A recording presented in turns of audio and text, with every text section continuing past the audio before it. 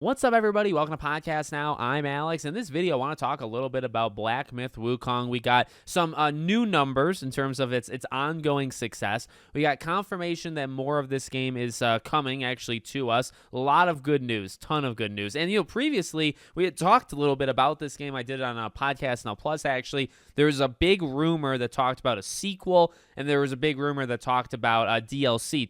Two different almost DLC packs coming to this game in the future. I feel like because they confirmed DLC is now a thing, I feel like that rumor is proven true, which means that if you did buy and if you are enjoying Black Myth Wukong, well, number one, you got more stuff coming hopefully soon, and number two, hopefully 4, 5, 6 years from now you'll get a sequel to this game. So I mean, all good news. This game is just like taking in all of the success, right? It's really one of the most successful games, not just of this year, but the last little while, and that's kind of what this article gets into. So this comes from Bloomberg, and the first line, I mean, they just shouted out immediately, right? Sold 18 million copies in 2 weeks, one of the fastest starts the global gaming industry has ever seen. And I mean, like, for reference or just for comparison, Hogwarts Legacy, which is a game that caught a lot of people, off, and took the gaming industry by storm, a game I predicted would do extremely well, and it did.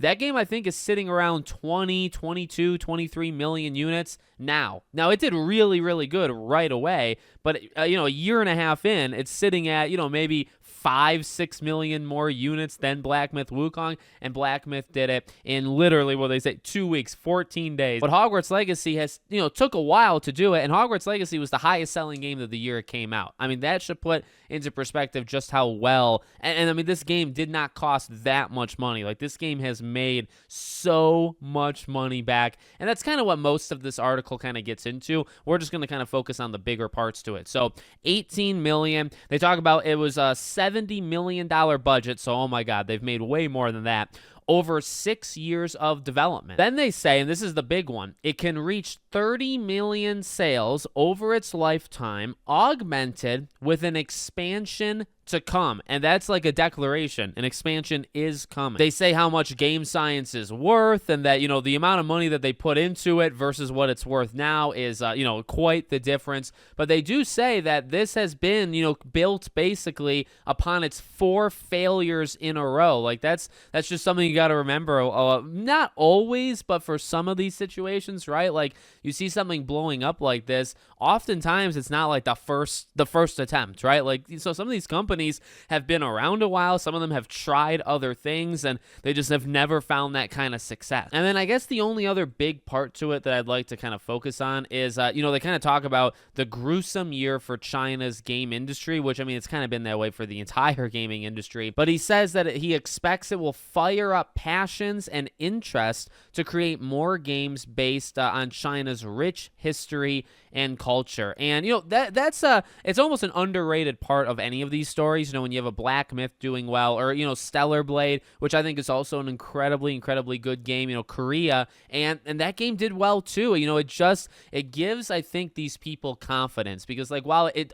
might not seem much to us, some of these areas in the world, like, they are not as strong in the game development pipeline, or they're known for other things. They need a Stellar Blade, they need a Black Myth Wukong to break out, to almost prove to the rest of the people literally in that country, the entirety of the country, that you can do games like this. That's the biggest thing, right? Like, you needed a Black Myth Wukong to do well, to prove to other developers in China, like, hey, and I mean, look, there's been other games from China, there's gonna be more games from China, but generally the types of games are not like Black Myth, right? So you need, one or two of those big success stories to really, almost shift the culture. And, it's maybe something people don't really think about, but I think that's really awesome, because it's also like, it's not just me saying it. We're not saying it, like, yes, you can talk about diversity and you can go down all these different paths with it, but ultimately, like, you're opening up these different cultures and also these very talented people that are all around the world.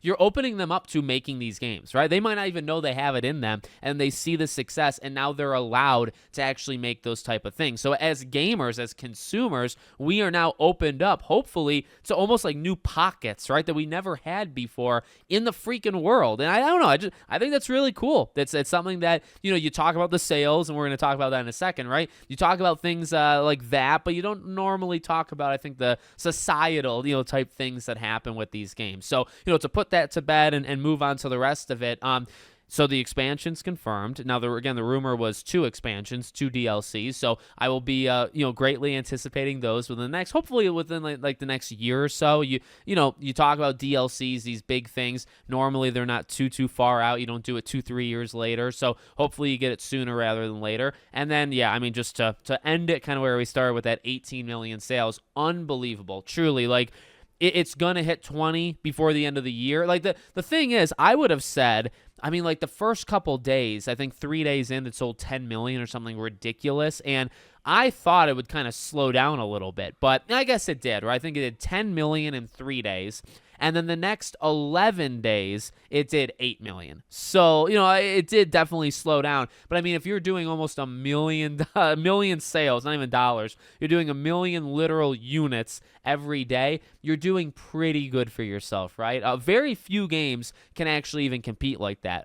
Maybe like GTA, Call of Duty probably can't even do something like that. Hogwarts Legacy couldn't either. So, you know, they deserve a huge pat on the back because, I mean, millions upon millions are playing it. So, yeah, I don't know. 25 million maybe by the end of this year, I feel like is rather safe because, you know, it is going to drop. It is going to, you're not going to do a million every day from now till Christmas. But I think if you can hit 25 million, if you could do a DLC maybe in the first half of 2025, easily by this time next year, I think you're looking at that close to 30 million mark. I don't even see how you don't hit it at this point because you're so close and you've had such a great head start, right? Like your beginning was so good. So let me know what you guys think in the comments. Make sure, as always, you're subscribed to the channel, bell icon turned on, and I hope to see you all on the next one.